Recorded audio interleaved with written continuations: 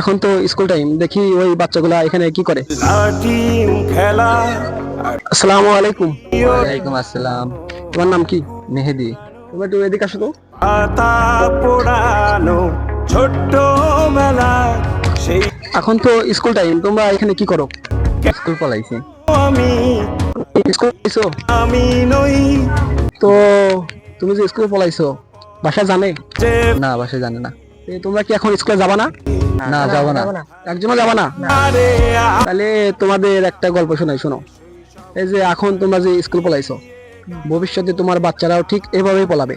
তোমরা যেমন তোমাদের বাবা মা ফাঁকি দিচ্ছ, তো এই ফাঁকিটা কিন্তু তোমরাই করছো, তোমার বাবা মা বলে নাই কিয়া।